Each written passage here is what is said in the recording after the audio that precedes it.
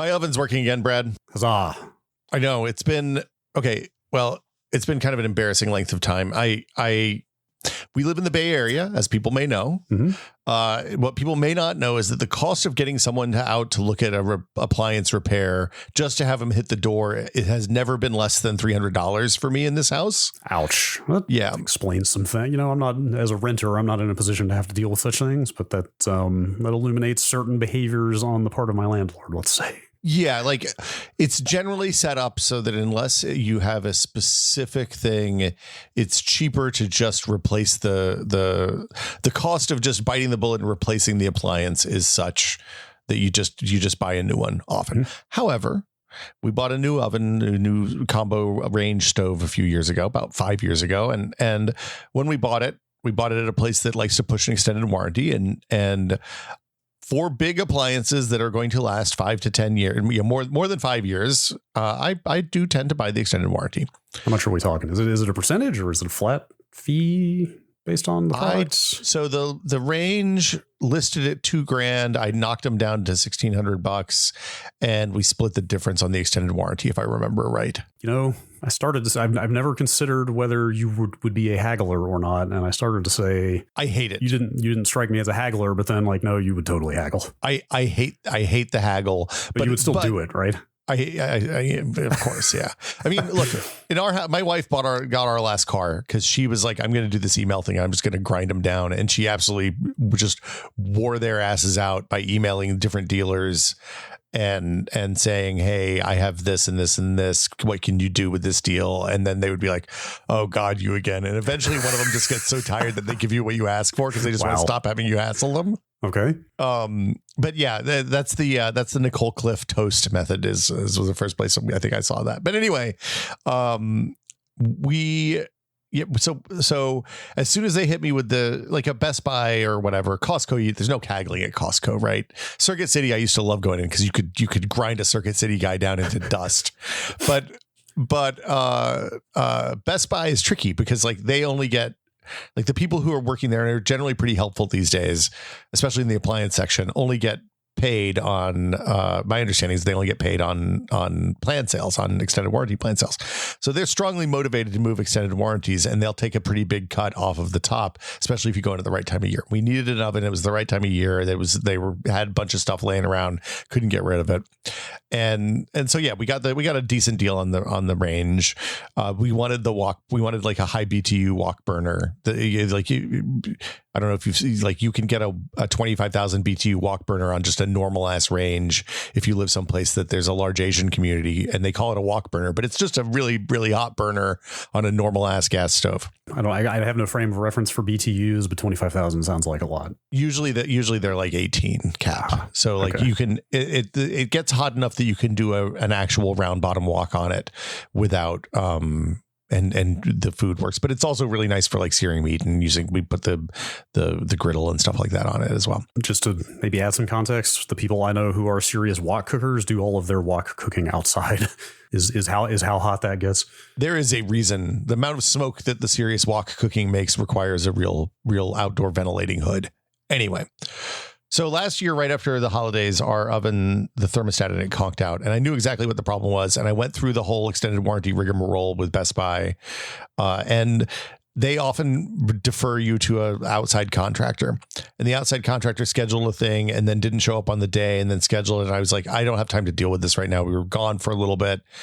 So I called back a couple months ago. I was like, hey, we have a problem, blah, blah, blah. Can't come out. And also worth mentioning, during the summer, it's a gas oven. I don't know. I'm getting into too much detail here. During the summer, it's a gas oven, so we often use the toaster oven to do baking stuff in the summertime, and don't make the house a million degrees with the gas oven. So it wasn't urgent. But he came and fixed the oven yesterday, and now our oven's working again. I made biscuits this morning. I'm really happy. That's fantastic. I haven't gotten past the part where you just casually tossed off that he didn't show up the first time. So what happens is Best Buy has a system where you schedule an appointment, and they're like, we'll be there on the Tuesday between 8 and 8 or some ridiculous time frame. And then when they do it with the Geek Squad, that's when they show up and they text you, and the person's like, I'm going to be there at 9:45 a.m. the night before. And you're like, wow, that's really incredibly precise. When the outside contractor does it, they would call and be like, hey, we're going to schedule you for this such and such a date, which is not the date that you took time off work and planned to be around, just some other random day. And they didn't actually notify me that they had changed the date. So when they showed up, nobody was here. And when I was there for the Best Buy day, nobody showed. So I was upset and called and complained. They were like, well, we'll reschedule as soon as we can. Anyway, the upshot is the real Geek Squad guy, despite the fact that I've made fun of the Geek Squad people for a pretty long time, was freaking awesome. Really, really good. Like legit delightful customer service. He came in the house. He did all the stuff. No mess. Took like 20 minutes. He made sure it worked. He turned it off and on. He answered all the questions. He was like, hey, this is a little weird too. If you want, I can come back and fix this later. I was like, don't worry about it. This is fine. And it was like, you didn't have to sign anything. It was really nice. Well, hey, you know what they say? Don't look a Geek Squad in the mouth.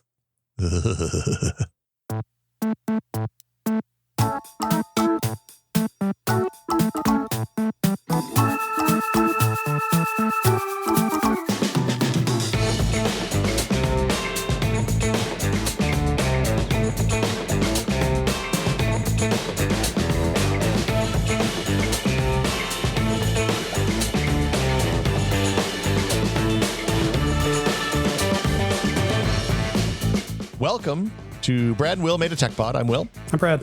Hi. So, Brad, in honor of I was kind of sad. I was hoping you were going to ask me how I knew it was the thermostat that wasn't working right in the oven. How did you know it was the thermostat that wasn't working right in the oven? I don't know how I feel about this recent trend of carrying the cold open into the episode. But go on. Okay, sorry. No. Please go on. The podcast has to evolve, Brad. I'm not saying it's bad. It's more that I am self-imposing some rigid, principled nonsense on myself. Well, but so this week's episode is about troubleshooting, troubleshooting theory specifically. Topical, yes. And when the oven did this, I've had ovens that had the same problem in the past where the gas would come on, the fire would turn on for a moment, and then it would turn off, and then it would turn on, and then it would turn off, and eventually it would get up to like 250 or 300 degrees, but it would smell real gassy and a little scary, and it wouldn't really maintain a temperature the way you want. It took too long, and it was clearly not working right. My daughter described it as making it sound like a whale, kind of, because when it turned on and off, it would go just briefly. I don't think anything involving fire should sound like a whale. Personally, no, it's not what you want. No. What that meant in my old manual analog oven was that the thermistor that the fire hits that tells the mechanical part of the stove that gas is on fire and not just pumping gas into your house, making your home into a gigantic fuel air bomb. Like that when that conked out, then that would happen on the old mechanical. On the new ones, it's all digital and there's a whole sensor and everything, and it like happens with a robot. So anyway, so the Geek Squad guy came out. He was like, "Oh yeah, I know exactly what this is. Part will be here in a week. I'll be back a week after that, and we'll get it put in." And it was done. But the process of troubleshooting, it turns out, comes up a lot when you're people like us. Yes, it sure does. We're bug hunting at work this week, last week, kind of constantly right now, because we're coming up on launch December 5th on Steam 1.0, leaving early access for the Anacrusis. You should check it out. You're welcome, chat. But yeah, we're coming up on launch, so we're hunting for bugs and like troubleshooting busted PC hardware, trying to figure out what's causing a bug, like figuring out why my Home Assistant isn't turning on at the right time, figuring out all of the weird electronic, technological stuff that is in our homes that works or does not work or works sporadically. It's all the same set of like, there's almost like a flow chart. Yes. Figuring out why my PlayStation 5 is crashing in rest mode every time I put it in rest mode. Oh, no. I mean, that happened like 2 years ago. I solved it. Although that's a bad example because I'm still not quite sure what fixed it. But fate. But the point is, like, and I don't like to harp on this too much because it's just my gut feeling and I don't have like real tangible evidence. Although I feel like we know enough people who work in like hardware and product design and so forth that this sentiment is not uncommon. But especially after the last few years, it feels like everything needs a little more troubleshooting right now. things the closer you live to the edge, the harder that life is sometimes, I would say. Mm-hmm. But all, like supply chain stuff has gotten disrupted, and like who knows if design compromises are happening lately, or parts are having to be substituted, or like there wasn't as much Q&A on a thing, or X, Y, and Z, or that we're bidding hardware more aggressively, and as a result, like the margins are a little bit narrower than they used to be. So as I was doing, so we started talking about doing a troubleshooting episode and like walking through the thought process for troubleshooting, kind of a lot of computer stuff, or everything's computers now. But, and I went and did some Googling, and I remembered it prompted me. It was like, hey, this is all in the the Microsoft A+ cert test from like 30 years ago that I don't think they do anymore. But it was like, hey, here's how you troubleshoot computer problems. First, you have to blah blah blah, and It was funny because that woke up some neurons that had been dormant for 25 years at this point, probably. Do you have a link to this? I think I need to see this. I did not save a link to it, unfortunately. I'll dig it up after the show. Okay. But the idea is the same. Like I think when we were talking about this in Discord chat, I kind of offhandedly chucked 5 basic steps into the chat, and we've elaborated on them a little bit in our notes, but it's the same basic idea as the A+ thing, A++, or A++ thing, and all the other troubleshooting methodologies. Did they really call their certification A++? I think they just called it A+, but I can't remember. That sounds like washing machine repair or something. They had multiple levels of certification. They had like a help desk certification, which was what the A+ one was. They had a server admin, like Windows NT, like IIS server, and like domain admin ones. They had them for all sorts. Anyway, you could spend a lot of money taking Microsoft classes back in the day. Oh, I bet. Was that to them? Were you paying Microsoft directly, or were there licensed third party instructors, or do you know? Boy, I have no idea. I think that they, I feel like most of the money came from like books and study things that you bought before you took the test. I think you had to pay for the test though, but I can't imagine the test was like, I don't know. I mean, there was definitely a cost. They were gatekeeping it pretty hard. It was, in retrospect, it's a little bit weird. You'd think anybody who passes the test is going to lift the tide of the Microsoft, the Microsoft ship. But I mean, everybody did it. Cisco. I mean, and just to be clear, this still exists, right? Like Cisco and Oracle and all of the big giant technology business companies still do this. Cisco is always the one that I saw the most people talking about certifications at. Well, and you actually unlike the help desk certification, which woo, nothing personal for people who got the A+, but to know how to set up a routing table for a 2,000 person company is some real wizard shit. Yeah. Yo, networking is hard. Yeah. Yet networking continues to confound me like nothing else in computing. Yeah. My boss, who was the network, he was the one who had the network cert when I started at the biology department, IT department, sat down and drew on a giant dry erase board how internet protocol works. And it was like we went through it was like beautiful mind stuff. Like we kept flipping the boards over. And anyway, I think I finally got layer 2 and layer 3 straight, at least. I'll put it that way. Well, but also when you get to a certain point, then the people are like, yeah, all of that layer stuff is kind of bullshit because they've all blended together over the last 40 years. And it was all true in like the 80s, but not at all now. Yeah. If you look at the descriptions of each layer that were presumably written in the 80s, it is very hard to intuit yes, you're exactly right. It's like, where does one end and the next begin? I don't know. Yeah, what is the application layer? It feels like that could mean a lot of things. It's everything on top of TCP/IP, but also TCP/IP as well. So yes. Anyway, but we're going to talk about troubleshooting. So like the basic top level stuff is that you start by being curious about the problem, right? Mm-hmm. Then you isolate variables and test theories to identify what the actual problem is, to lock down on what you think could be, what you think is actually the problem. You research, you find out how to fix the problem, you implement the fixes, you test it to see if you actually did fix it, and then you repeat if you didn't fix it. And then there's a couple other things we've tacked on at the end that we'll talk about as well. Like, hey man, writing stuff down, it turns out, is important. That's the part it's the part everybody's bad at, Brad. I'm just going to politely excuse myself during that section.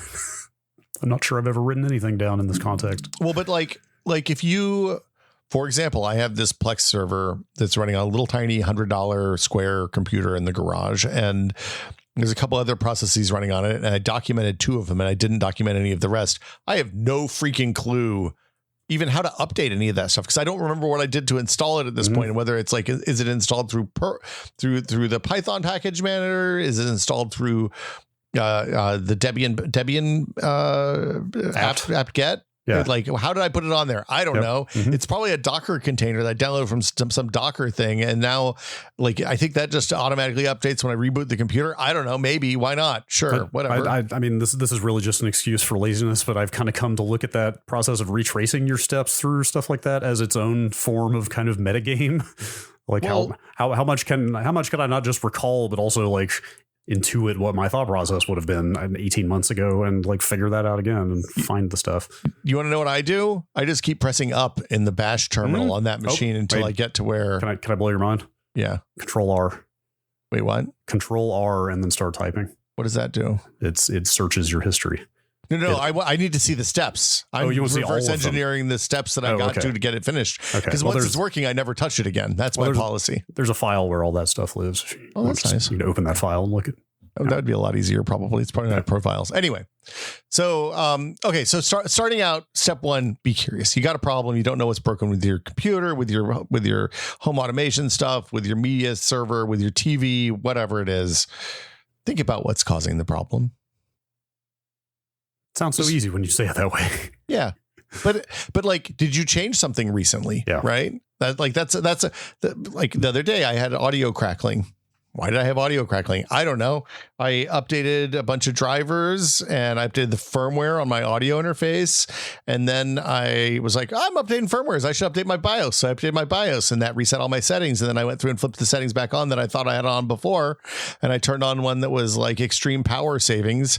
And it turns out that turns off USB about every 45 seconds. And that made everything hitch and my mouse freeze. And it was bad news. Yeah. Like what you're describing is the hard version of this, which is probably 90% of cases. It's not something you did directly to the thing that's affected to make it break. It's something tangential or like barely related, you know? Yeah. Like thinking through like second and third order causes for a problem that don't like very obviously have anything to do with the problem. That's the hard part. Well, but then, okay, so then you also have to think about other change, like environmental changes, right? Is it the time of year? Are you having brownouts in your house, right? Is the power going off at a specific time every day? Is it summertime and the ambient temperature in your rooms is 10 or 15 degrees warmer than it is the rest of the year? When I was at Maximum PC, the doctor column, which was where people could send in, hey, I have a computer problem, we would see so many. There was a spike in, hey, my computer is black screen crashing, rebooting, and they would always spike in like July, August, and September in the Northern Hemisphere when it's the hottest, and people's computer rooms went from being 70 degrees to 85 degrees, and the efficiency of the power supplies went down. So if if the amount of power their power supply was providing to the computer was marginal, they would, the efficiency would go down. The amount of power that was coming out would go down as a result. And when they hit something that would pull a lot of draw, the machine would just reboot, because that's what computers do when they don't have enough power, is they just hard reboot. So think about, like, you got to look at the whole thing. Did you plug something new in? Did you unplug something that you used to use? Did you change the USB ports? This is my favorite. I don't know if you had this. Yes. What, the USB port thing? Yeah. God. Yes. All the time. My USB ports, it's like one of those, I mean, just to be clear, we have weird situations. I think you have a USB capture device. I have like high powered USB audio stuff plugged in. Like, there's a lot of USB stuff plugged into our computers, and some of it's weird, but some port configurations work. And it's like one of those, Ralph and John and Jimmy all have a wife, and one wife doesn't like fruit, and one wife doesn't like turkey, and one wife eats only bugs. And you have to figure out which does the camera go into a USB 3.2 port or USB 3.0 port? Like, yeah, anyway. Yeah, I mean, I think we're working more at the conceptual level on this episode, but we could sit here for 6 hours going through hidden gotchas in the modern computer, such as what you're describing, that all USB ports on a motherboard are not created equal because they're going through different controllers, right? Like, some of them are going through like the chipset made by Intel or AMD on your board. But if you have a ton of USB ports, the manufacturer of the board may have added a third-party controller to drive some more of those ports, and those third-party controllers are not always up to snuff for every use case. Well, or just some ports may be on different root hubs than other ports. Like, we don't need to get into, like you said, don't need to get into specifics, but look at all of the things that are different and think about what could cause that. Another one, real quick one I'll throw out is kind of bandwidth sharing or PCI Express lane sharing on motherboards these days. That's always fun. Between less so SATA. It used to be a lot of SATA, but SATA is kind of on its way out now. But SATA, NVMe, M2, and PCI Express slots can all share bandwidth. So if you have something in a thing in one of those interfaces, plug in something else, and then the first thing stops working, go check your motherboard manual, because there's a good chance that you can't actually use both of those at the same time. Check your logs. Like this is where logs are incredibly useful, even on Windows. For example, if you have a game that's crashing, you can always open up the game directory, and there's almost always, especially if it's an Unreal Engine game, there's almost always a log file that just has a bunch of stuff in there, and you just find out what the last thing is in the log, and then start, use that as your jumping off point in your research phase. The value of logs cannot be overstated, but it took me way too long. I mean, it's kind of been concurrent with my getting into Linux and open source and stuff like that, and sort of staring at text more and just getting more comfortable with that stuff. But that's kind of when I started looking at logs, and like, you'd be surprised how many different forms of logs are available left and right. I mean, like, not everybody streams, but OBS, for example, logs. Up under help.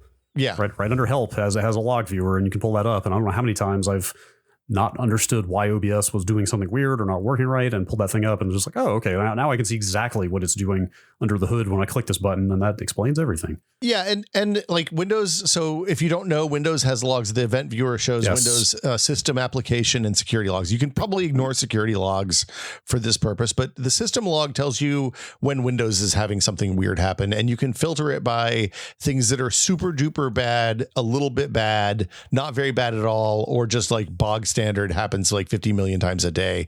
So if you get to the point that you only see the red X's and the exclamation points, there's usually useful information in there if Windows is doing something weird. Same thing for the application log. If applications crash in the standard way and report the crash to Windows, then it'll have a lot of information in there that's often useful to you. Yeah, you can for reference, you can just open the start menu and type event viewer to get to. Right click on the start menu and go to event viewer too. Do they put that there? It's in there. Interesting. I did not know that. Yeah, there's that right click. It's funny. There was a tangent here, but there was a talk in the Discord the other day about where your start button is placed. And I realized as a result of that conversation that I right click on the start menu infinitely more than I usually open the start menu by pressing the keyboard button for it, and I right click on the start menu to open the it's like task manager and power options and event viewer and disk computer management's in there. You can open an admin terminal from there. It's really good. Wow. I'm gonna have to remember that. That's a handy shortcut. Super useful shortcut. Anyway, if you have hard crashes in Windows, event viewer is the first place I go after the hard crash or shutdown. Mm-hmm. To try to because it logs everything by time. You can try to retrace what exactly was happening right before the crash. Although, unfortunately, a lot of crashes, if it's like a hard reboot or something like that, you'll just get the very generic kernel error of system shut down without being, or the system powered off without being shut down or something. It's not always that one's the one that it comes up when it's restarting. If you're getting blue screens or something like that, you can install WinDBG, which is I think short for debug. It's a kernel debugger that takes those mini dumps and crash dumps and tells you what was happening at the time. And those are a little bit hard to read if you're not pretty competent with drivers and programming stuff. But it'll at least tell you which driver is the problem. Like if it's in an NV thing, it's probably your NVIDIA driver. You can look up the name of the DLL that crashed and causes the blue screen, and it'll let you know. It'll give you a jumping off point. Anyway, and write this stuff down. So figure out make your list of theories. Right. Often you'll find one. It's fine to find one and then go down the steps. It's also fine to think about it and come up with a couple of different things it could be. Especially when you're bug hunting for the game, we make a concerted effort not to lock in on solutions too quickly. Right. So if you're doing something and it's there's a weird hitch when you do this, and it's it's probably audio because that's usually audio. And then I spend all day trying to figure out what the audio problem is, and it turns out there's no audio problem. It's something else happening in the game that causes that hitch. like don't stay curious is the thing to remember there. Yeah, I think that the last thing I'll say here, and I don't know if this would work for everybody, but it certainly does for me, is by being curious and thinking about the thing a lot. Like a lot of the time, solutions will drift into my head out of nowhere, hours to or a day or two after I've started trying to figure something out. Like literal kind of shower thoughts method, I guess. Yeah, and I don't who knows what the cognitive root of that is. Maybe it's just obsessing over something too much and thinking about it too much. But it's like, it's some of those second and third order things, like it's I feel like I've exhausted every possible cause of this. Like I'm just tearing my hair out. Screw this. And then 3 hours later, like something just pops in there, your brain makes the connections for you that your conscious brain is not able to do. And like I often find going on a walk, same effect. Mm-hmm. Yes. I can't spend that much time in the shower because my skin gets dry. But sure. Maybe that's another bullet point to add is sort of take a break, like walk away from it, go do something less frustrating for a while. I wrote down at the bottom, like to talk about at the end, but I'm going to put it here too. Like 3 a.m. is a bad time to be fixing problems. Mm-hmm. Like I have a personal personality flaw that means that I get really anxious when stuff is broken and I don't like things being broken. Extreme I have to just keep working at them until I get them fixed, which often just makes it worse. Yeah. This is a weird tangent, but I've been dealing with this stuff a lot lately, so it's top of mind. I think there's nothing better for my waistline than computer problems because I'm so goddamn single-mindedly focused on trying to fix it at all costs that I will go all day without eating if I'm sitting there tinkering with parts and pulling things apart and testing and Well, but yeah, and to the larger point, you're not going to be as sharp as you can be if you've been working on it for 6 hours and you're like, it's just getting worse and worse. You need to take that break. Is good. Okay, so there's curious. We're curious. We've figured out. We have some ideas of what the problem is. Now it's time to isolate variables and start testing stuff, right? So you can actually identify what the problem is. So revert those changes. If you know about recent changes, revert them. Pull your unnecessary, anything that could be contributing but isn't directly related. So if you think you're having memory causing crashes in your computer, pull a stick of memory and try both sticks individually and see if the crashes happen with one stick or another more than the others, right? If your Home Assistant stuff isn't working right and you just updated the Home Assistant, roll back to the last update. That's kind of, sometimes it's a little more complicated than you maybe want it to be, but go back and read the patch notes and see if there was some step you were supposed to do as a result. Like often Home Assistant is much better at this now, but in the early days, they would put in the patch notes, before you do this, run this script or something. And then if you didn't run the script, it would try to run it after the first boot, but sometimes that would fail. And there was a reason they wanted you to run it before. Like go back and look at all of the things you did without reading the notes and roll them back. Mm-hmm. Like if you're dealing with BIOS problems, if you're dealing with system stability problems, you're in the BIOS, reset everything to the defaults and don't do it with the button in the BIOS.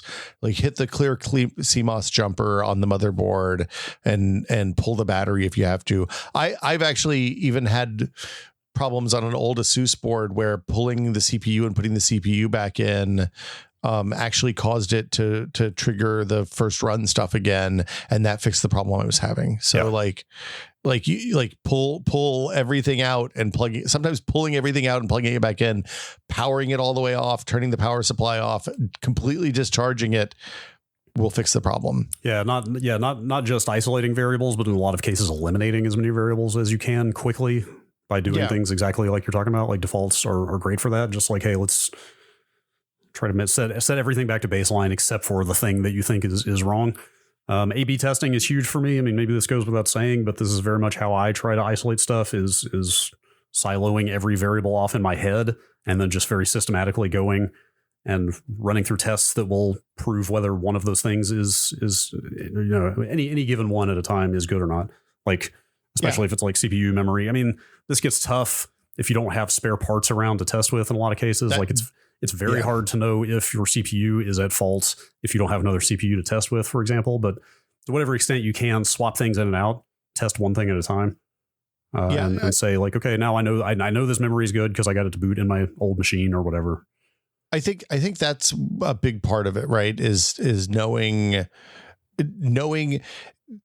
We don't all have a computer lab. right? So we don't all have extra memory and extra CPUs and extra motherboards and all that stuff. And when I was at Max PC especially, or even tested, and we had a bunch of computer hardware around, it makes this troubleshooting process a lot easier, because you just go grab an extra couple of sticks of RAM and jam them in, and if it works then it's probably the RAM. But you can do a lot of the stuff. Like you can, if you have RAM, and it's most of the RAM that people are going to have in like a gaming machine now is going to be overclocked beyond what the standard is for whatever type of RAM you have. So you can always clock the RAM at the JetX speed, the default speed, and just set everything to auto and see what happens. Right. I really wish that motherboards had like a fail-safe option that was, hey, this should run, right? Like you plug it in, it turns off all of the automatic overclocking, all of the bullshit that the motherboard vendors do to get a 3% increase so they can sell a few more motherboards. And it's just like, yeah, if the hardware is good, this will work. Oh, I hate that all the defaults out of the box are the most extreme version of everything. It's infuriating. Yeah. But and then, for other stuff, for things like your home automation or your living room stuff, like think about, this is where you've thought about all the steps from, a console to the TV, and it's a little simpler these days, but it's kind of not, because you have receivers with eARC, and you have HDMI cables that come in 55 million different flavors. And like, you have to think about what each of those cables is, and whether the one that's in the wall that goes from the where your rack is to the back of the TV is actually the right cable. And try replacing, try swapping swapping cables, but do it one at a time. Swap one cable at a time, because then that one's the one that fixes the problem. Yeah, right? I feel like some devices are starting to have more kind of friendly diagnostic stuff included. Like the Xbox Series consoles are fantastic for that. They've just got that giant screen full of it's like a list of every like resolution and refresh rate and HDR type, and a little check mark or a big red X that tells you whether your current setup can do each one or not. Yeah, but it's like, it's funny because there's some problems that I live with, but there's one that, and I think I haven't actually taken the time to figure out what causes it, but I think it's when devices plugged into my TV turn on the TV and the receiver, the ARC stuff doesn't always work. So I don't always get audio return channel. And I have to turn the receiver on and off to fix it every time I turn on the switch because of where the switch is plugged in.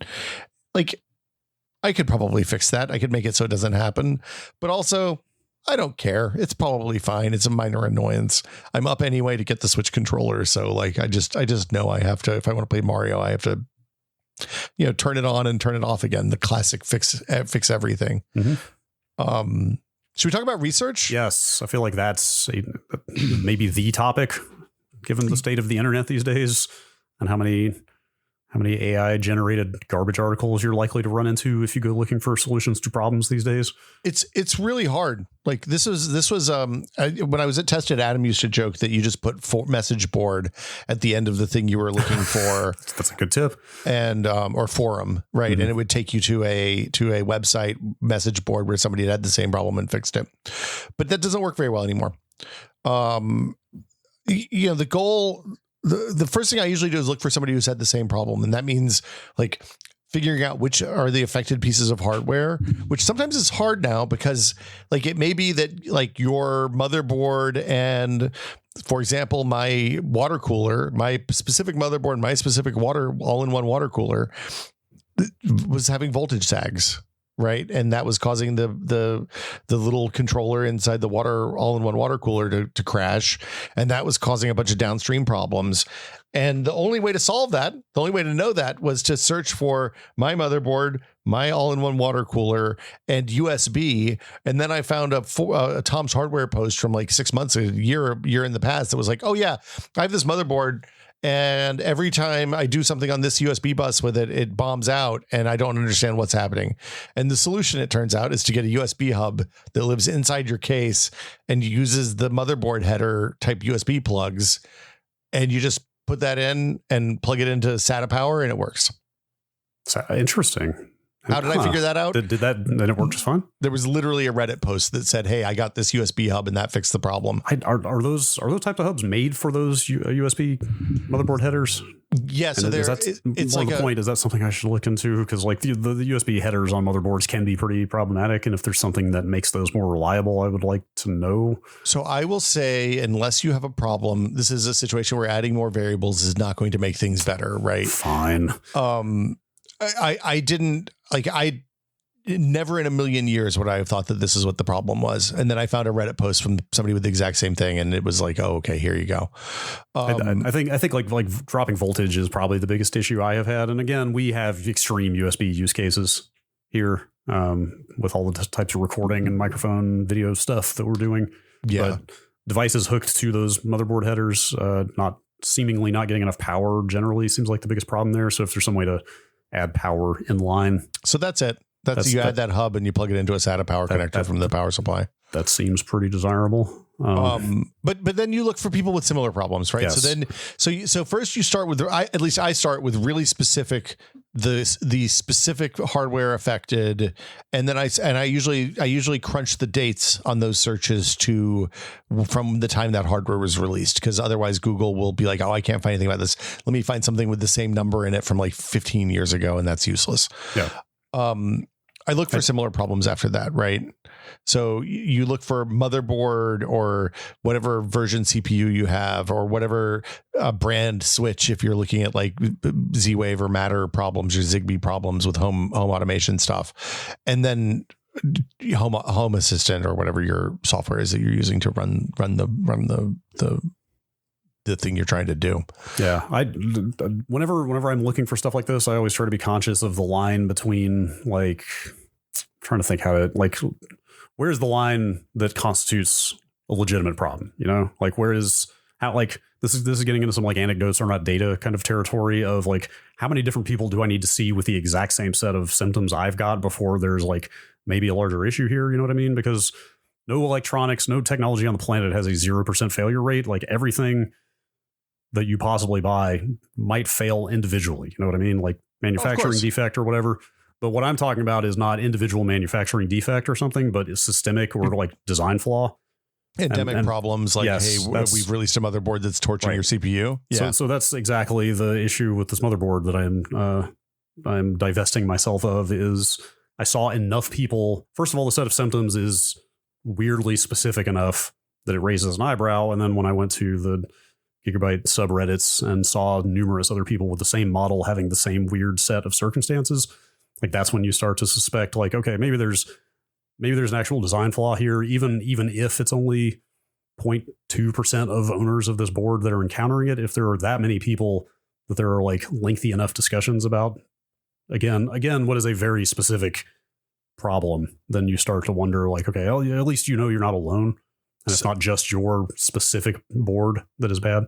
So the thing I'll tell you is you never can tell if it's a real problem, like a real systemic problem, or just a small number of people who got duds, unless it gets to the stage that like Microsoft is spending $1 billion replacing Xbox 360s. Yes. The 360 Red Ring is the classic counterexample here of like, clearly this was deeply flawed. Right. But like, the companies are never going to come out and be like, oh man, we really messed this entire thing up. Everybody should replace these, unless it's like, hey, your Chevy Bolt is catching fire in your garage and burning your house down, or, the Red Ring, or caps exploding on enforced motherboards, or whatever the classic examples are. So like my general advice is that you worry about that stuff before you buy something, and then you don't sweat it afterwards, because you'll make yourself you can go on the subreddit for any given manufacturer and find a problem with the thing that you have that 50 people report. And if they sold 20 million of them, 50 people having a problem that are vocal about it doesn't matter. Right. Well, like, yes and no. Well, first of all, you're one of those 50 people. Yes, that's what I was going to say. First of all, I'm only going out and looking for this stuff because I too am having the problem. Well, yeah, of course. And like, if you're having the problem, it's a completely different thing. And at that point, you start reaching out to their customer service teams and are like, hey man, you got to fix this. You've sold me something bad. So, yeah. Just a little sidebar here, just because I've talked about it enough, I'll just briefly lay out the problem I'm having with this board, and again, that a bunch of other people are having, is that the networking, the storage, the like Wi-Fi and Bluetooth, like all of these parts of the motherboard will just randomly fail and turn off and turn back on, or just stop working entirely. Some of both. It's non-specific enough that I can't describe an exact scenario how it plays out every time, but like it would always be something like all the networking died, or like all my peripheral, all my like connected USB devices died, or both at the same time. I had to corrupt my D drive, the SSDs connected to the chipset at one point, to the point that I had to format them, and like that was where I'd spent a lot of time in Event Viewer recently, is where I had a bad crash, and when I came back from it, like I saw dozens and dozens of write errors to the drives and Bluetooth errors and all kinds of stuff, and it's the same stuff that other people are having. But the thing I was going to say, where you mentioned engaging the support for the company, that absolutely is normally the right advice, but the thing I found looking around was other people had already done that and gotten replacement boards back that ended up developing the same problems again. So in my case, I suspect it's some kind of specific configuration. It's like, if you're using all the M.2 on the board or something, like, you know what I mean? It's like some extreme configuration that 99.5% of people are never going to do, because most people buy a motherboard and plug in a CPU and RAM and a graphics card and maybe one or maybe two NVMe drives these days, and that's it, right? But if you're populating a lot more of what the board has available for expansion, you're probably more prone to running into stuff like that. The closer you live to the edge, the more likely you are to catch on fire, Brad. Yeah. At the same time, you could argue they shouldn't put all that stuff on the board if it's not going to work. Well, yeah, agreed. But I mean, okay, so you're at the spot. The thing that you're describing is where you test with other hardware if you have access to it, right? Like either you find someplace that you can buy some stuff that doesn't have an expensive restocking fee, or you look at the restocking fee as the cost of running the test, right? Like if you're buying an extra RAM kit and they have a 10% restocking fee, then you're paying $15 to find out if your RAM is good, which not ideal, but better than not knowing and constantly having problems. Anyway. Yeah. And then theoretically at the end of the, go ahead. Can I throw one more thing in here real quick? Yeah. Like just in the context of looking at discussion of people having issues, please resist. Please do me a personal favor and resist. If you come upon one of these discussions and you're not having the problem, please resist being the person who just goes on there and replies like, I don't know, it's working fine for me. Like that adds that there's always somebody who shows up saying like, I don't know what your problem is. Like, this is fine. You know, it's like, yeah, that's the nature of problems. The nature of issues like this is it's only going to affect a small number of people. That doesn't mean it's like an invalid thing or it's their fault that is broken or whatever. There's a human instinct to weigh in on things when people just shouldn't. If it doesn't impact you, just don't say anything. I don't know how many different like Reddit threads, and I don't spend time on Reddit as a rule. I mostly Google stuff up. So I'm mostly going there looking for solutions to things, but it feels like a near 100% success rate of finding right in the middle of one of these conversations, a big digression where somebody just crashes in there, like calling everybody stupid for not getting it to work right. And just, it turns into a big argument. It just wastes so much time.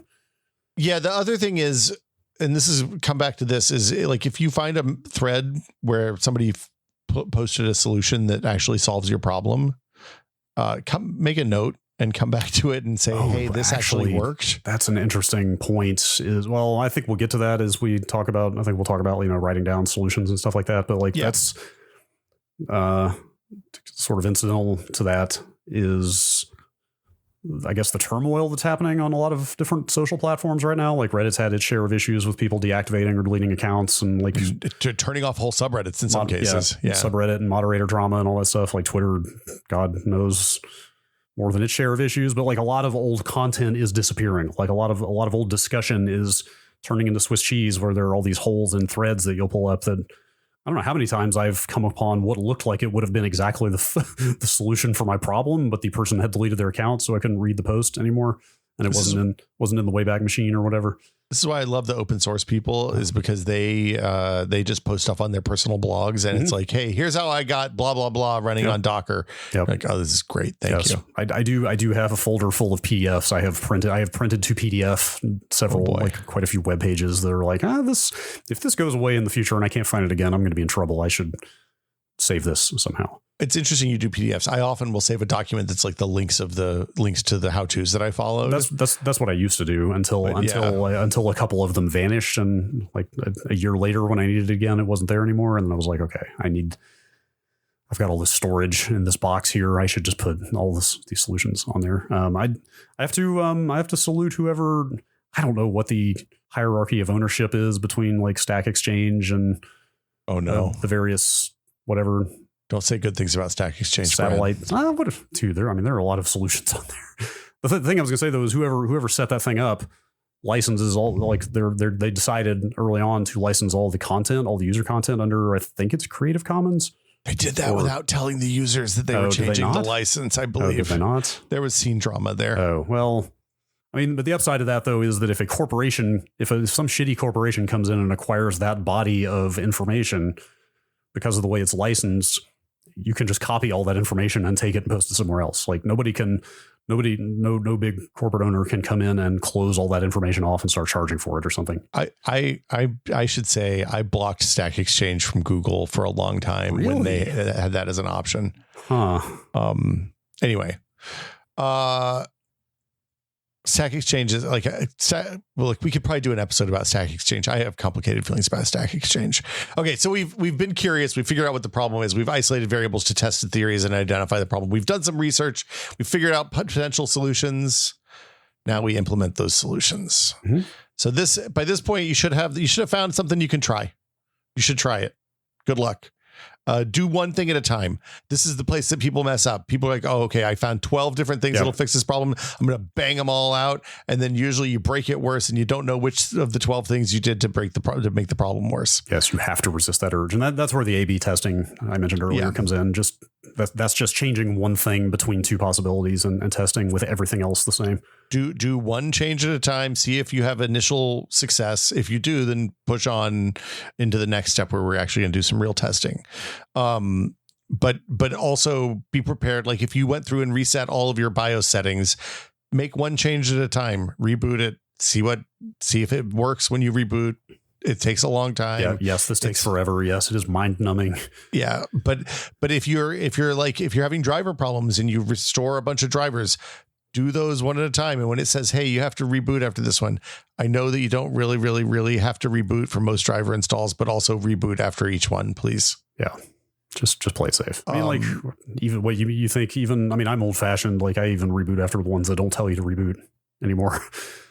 Oh, I don't reboot for weeks on end, Brad. Do you? Wait, really? Yeah.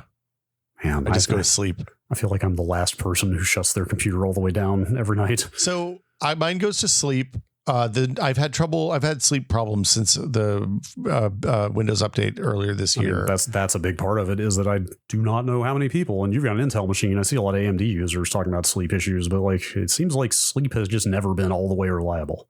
The more complicated the stuff in your computer, the less reliable sleep is. Yeah. If you have a laptop, it turns out it's pretty good. Yeah. If you have a computer and there's like some weird capture card in there from a company that doesn't really care about sleep states, it's not going to work great. Yes, who knows? Yes. Yeah. I mean, to be clear, my MacBook is on 24/7, 365. Like, I don't think you can turn those off anymore, can you? You can shut them.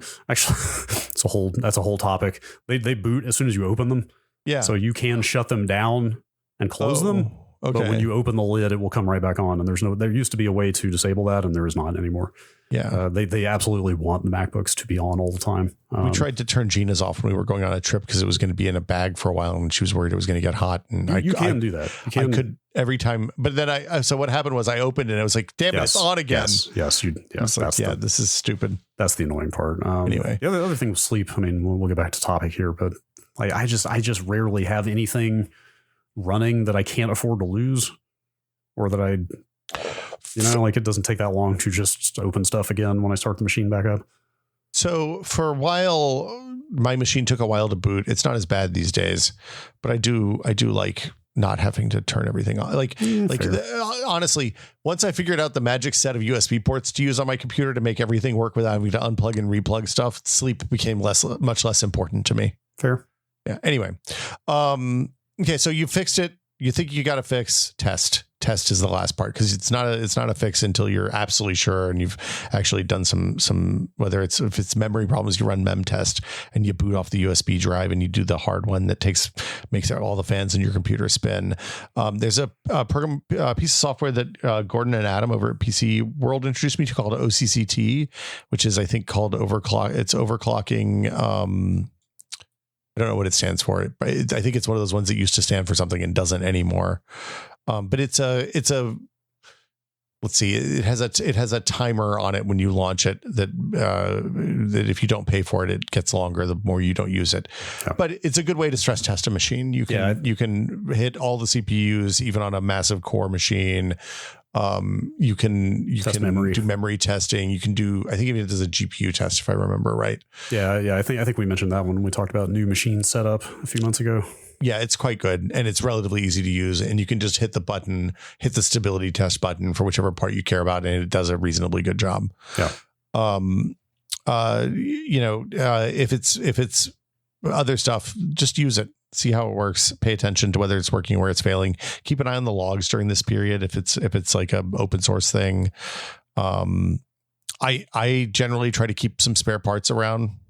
Like I like to have spare memory, at least a stick for all the computers in the house that are like ones I use all the time, just because downtime's bad. Like memory standards, thankfully, or like the cycle for a given memory standard is long enough that you're likely to have probably at least two kits in that time, if not three. Yeah, it's during the initial transition that's the hard time. But it's not like, for example, if you're on a succession of Intel machines, like everyone's got a different socket. I mean, that's changed at least temporarily for right now. But like, you were not able to test CPUs between different generations of boards there. So like that's very troublesome. But memory generally is going to be compatible back and forth for a few years. Yeah, and stuff like, you boot off a SATA drive, see if you can boot off the SATA drive if your NVMe is causing problems, whatever.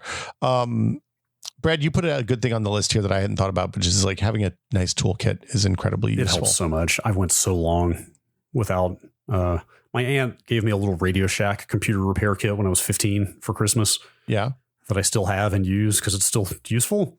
But it's very basic. Does it have CMOS pullers and stuff? It does have a chip puller, actually. It's got. Yeah. It's right here.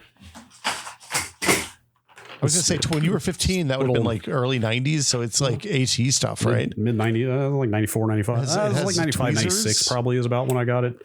Like it's got a couple of little, like, I guess this is like a chip puller. That's a CMOS puller. Yeah. Yes, this is pretty old school. Sorry. It's plastic though. You have like hex head drivers. Yes, a couple of them actually. These right here. Is that a screwdriver? It is. It looks horrifying. I don't know if you can see this on the camera. I love those. It's one that has a little 3 pieces of wire that spread out, and you can grab a screw that's fallen into the crack. It's on a spring. It's got like a plunger and a spring in it, and these horrifying looking metal claws come out of it. God, Radio Shack I have one of those. It's like 3 feet long. Radio Shack used to be so good. Yeah, Radio Shack was pretty awesome for stuff like this. For if you need to go pick up some capacitors and a little toolkit with a CMOS puller in it. I have a little wobbly spring with a magnet on the end that I can jam down into places that are tight to pull like a screw that I drop down in there. Yeah. Anyway, I brought this up because this is all I used for a long time. Because granted, it's got good screwdrivers in it, and that was kind of all I needed. But there's a lot of modern equivalents of stuff like this out there. I think we talked about some of this stuff before, but the iFixit style, 875 different screw. What's the term? It's all the security bits. Yeah. So they have like the two, you can open an elevator, you can open a Nintendo Switch, you can open pretty much anything. Try the pentalobe that's on the iPhones, all that stuff. Like getting one of those has been life-changing for me because you don't need it that often, but when you need it, you are so glad you have it that it is absolutely worth whatever you paid for it. It's nice for putting a screw into your glasses too. Yeah, totally. So stuff like that, or you like there are just enough Torx screws and stuff like that out there that having interchangeable stuff is super nice. Yep. The headlamp is my favorite thing. Headlamp's another thing that those two things, the screwdriver set and the headlamp, were just both like, why did I wait so long? I love that you're living that headlamp life now. I have makes me so happy. What? I have 3 You've of gone them. from 0 to 3 in like less than a year. I didn't pay for any of them. They all like, let's see, appeared. One of them was an Amazon freebie because I bought something. I still like to say multimeter, even though most people like multimeter here in the States, I think. Mm-hmm. But I bought a multimeter and it came with a headlamp. I've gotten a couple other. They've all been freebies off of different promotional things, but they're also like they're cheap. You can get a little $10 AAA battery driven one if you want, but you can also get nicer ones. I will tell you, I pretty regularly, when I find out somebody doesn't have one, I usually buy a $20 Black Diamond one at REI, and they're fabulous. It's so nice when you're bending over your computer trying to see in weird little places to like, especially if like, you're trying to like snake your hands under the graphics card to plug some motherboard headers in or a fan header or something like that, and you can't quite make things out. I spent so long like grabbing a lamp and putting it on the floor and trying to angle it. Yeah, it sucks. It's awful. It's terrible. What if you just had light every direction you're looking? So let me tell you, Cooler Master, I think, used to do a case that plugged into the USB header inside, and it had like a light that had a switch that you could flip on and off while you were working in there that just floodlit the entire inside of the case. It was so good. Ooh, wow. Yeah, that's pretty good. Like it was on 3 sides of the case. It was awesome. Yes. I have to say real fast, I've clowned myself. How so? With when I built this machine, I put the classic, the Noctua NH-D15, the King in there, and they make an all black one now because most people like to have like nice sleek black parts in their thing. But the classic is a like chromed metal with the beige fans, And I went, haha, I'm gonna get the beige one just because people are gonna be like, you're dumb for getting beige. That thing is so reflective with a headlamp on. The chrome sides of this cooler is so reflective with the headlamp on. I have to be very careful. Getting blasted right in the eyes. Oh boy, I have to be very careful with how I look inside the case. I bought a electric blower. Yes, like I've had one of those for years, and it is a godsend. Is yours battery powered or is mine's wall powered? Mine plugs into the wall. Yeah, I think the X Power that's all over Amazon. I don't know. I use mine to do everything. It cleans like the filters on when the air filters get put up at the end of the fire season, that thing comes out and I blast them clean. I literally all the filters in the PC. Everything gets blasted with that thing. It's fabulous. Yeah, I've never run into this because I'm just obsessive about blowing dust out every so often. But I've certainly heard from people who have had weird computer issues that they realized they hadn't opened the machine in 3 years. And a fan was no longer turning because of dust accumulation. So here is the one thing to know about using canned air or blower on fans is that you want to not let the fan spin while you're doing that because they can, because a motor and a generator are the same thing, just whether electricity is going in or coming out, and you can backcharge the motherboard if you let the fan spin. Oh, I didn't know about that. I had always heard just like the machinery, the bearings and stuff inside the fan also might not be able to withstand the speed that it would blow at. If you maybe, but the real problem is that they'll generate electricity and pump it back into the board. Replacing a fan is not the end of the world, but if it can also damage the actual machine, that's bad. Yeah, you can just put I often just jam a pencil in between the blade, one of the struts, and it'll keep it from moving while you're blowing it clean. Yeah. Also, my blower is like $50, and if you look at the cost of canned air, like it's insane. Yeah. Like a 3-pack of canned air is pushing maybe not 50, but it's like you don't have to go through too many cans of air before it's paid for itself. So anyway, and then you have a soldering iron here. I don't think I've ever needed a soldering iron to fix a PC part. I put soldering iron maybe. Yeah. I've used it to fix wiring before. I've used it to fix toys and wiring and stuff like that. I've used it to fix like big electronic stuff. I had a little component, a MOSFET, fall off of an Intel board once, and the board worked fine other than the fact that it was part of the networking. It was right next to the Ethernet port, and it stopped the networking from ever working again. And it was so small and SMD soldered, like pad soldered, I couldn't get it soldered back on. So my soldering iron wasn't as good back then. So maybe a more modern, better soldering iron would work better. Yeah, the MOSFET on the little fan controller on my old Fractal case I guess it's not bad, but maybe the connection is bad because if I kind of wiggle it back and forth with my finger, the fan will come on and then go off. Yeah. So I guess that means the connection's bad. It just needs to be resoldered. I mean, the MOSFET's bad too. Oh, yeah. I don't think there's a whole lot of MOSFETs that can go bad though. I don't know. And then, so if your tests fail, you do it again. If it doesn't, then you close everything up and you call it a day. Nice job. It's the doing again part that really gets me. Like I don't mind troubleshooting. It's like kind of a fun puzzle to solve, except when it starts dragging into its, like, say, 5th or 6th iteration, and you, especially, I'm not speaking from recent experience here, especially if it's something that requires a bajillion tedious steps every time you test something. It's like something that takes 20 or 30 minutes of tedium to build back up and take apart and build back up over and over. And then actually testing the thing to see if it works takes about 5 seconds of hitting a switch. But you have to do that a dozen times. It's I had a problem once when I was at Max PC that required I reinstall Windows every single time to get it to happen. No, and it was a lot. Yeah. Like once you find the fix, label everything. Like I every time I have to unplug and replug all the USB stuff, I curse myself because I still haven't labeled which USB ports are the right ones for my stuff. Write down what you did. If you don't write it down, it didn't happen. A doctor friend of mine always used to say that. I'd really, for real, like once you're tired, stop, go do something else, go to bed, wake up in the morning, work on it more. And do go back and revisit the posts. That's a big one, actually, because I've been troubleshooting some stuff recently. And now that you mention it, I don't know how many times I've come upon people describing my problem and then never actually coming back around to say if the advice they got worked or not. Yeah. And of course, the other side of this is if you post a question someplace, go back and post what you did to fix the problem. Yeah. Right. Like, because somebody else will find that post at some point in the future and be like, oh man, I guess I'm just gonna have to buy a new one. This is terrible. So yeah, it's always better to fix the thing than buy the new one if you can. So if you can. So that's the troubleshooting theory episode, I guess. I'd love to hear what people think and what they do differently from us. Yes, we thrive on user tips and tricks, so especially on our Discord or email. Yes, please let us know if there's anything we haven't mentioned here that we could benefit from as well as our audience. Yeah, there'll be a feedback thread in the Discord if you're a Patreon member, or you can send it to techpod@content.town if you just want to use an electronic mail or email. Yeah, that's what that means. Have you heard about those?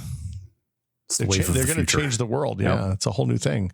But this is the part of the show where we thank our patrons, the people who make the show possible. This is a 100% listener supported show. So without you all, we wouldn't be here. Thank you so much, patrons. Yeah, thank you. Everybody. And a very special thank you to our executive producer tier patrons, who I have not opened up on my list yet. I'm so bad at filling. I don't know if I can. I got you. Okay. Thank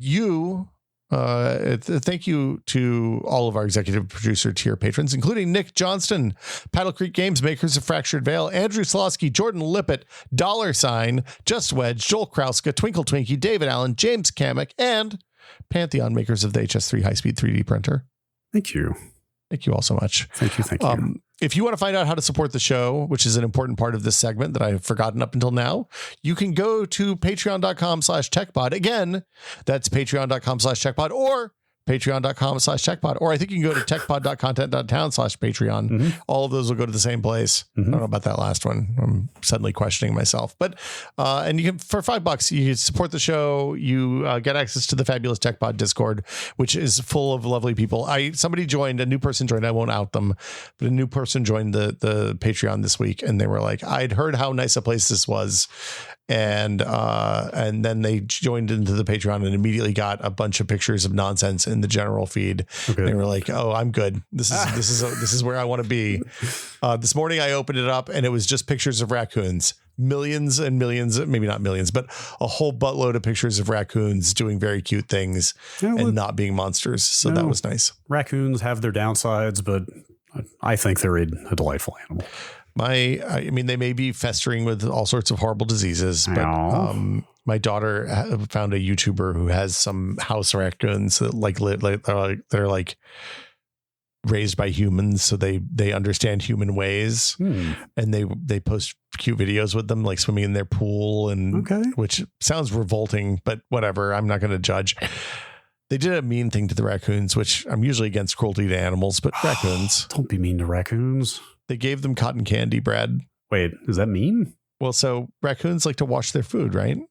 Oh, so they handed them cotton candy. I didn't know that. They ate the cotton candy. They're like, this is really good. They put a bowl of water out. Oh, no. They washed the food, and the cotton candy immediately just dissolves when they put it in the water. And they're like, wait, what happened? Where's the good stuff? That's terrible. That's kind of funny, but that's terrible. It's kind of funny. I didn't know raccoons wash their food. You said they were unclean. That sounds pretty hygienic to me. Well, okay. They wash their food because I think they have taste buds in their paws. So when they get it wet, they can taste it and see if the garbage is sufficiently ripe to eat without killing them. Interesting. Okay. The problem with raccoons, if you ever find a raccoon latrine, which is where a large number of raccoons have gone to the bathroom, hire a professional to clean it, because it has parasites that will get in your brain and kill you. Oh no. Yeah. If you breathe the dust, is the contagion vector. It's not just cats with spreadable brain parasites anymore. Raccoon latrines. You got to wear respirators and stuff. Wow. And if you do something stupid, if you cannot use heat, such as flame or boiling water, you have to use hot soapy water and a damp, not wet sponge to wipe up residual fecal material. Yikes. Flush dirty rinse water down the toilet. Thanks, King County, Washington. I might keep my distance next time I see a raccoon. Look, they're fine. Trash pandas, indeed. Yeah, I do love a trash panda. But that'll do it for us this week. Have a good week, everybody. We'll see you all next time. Bye.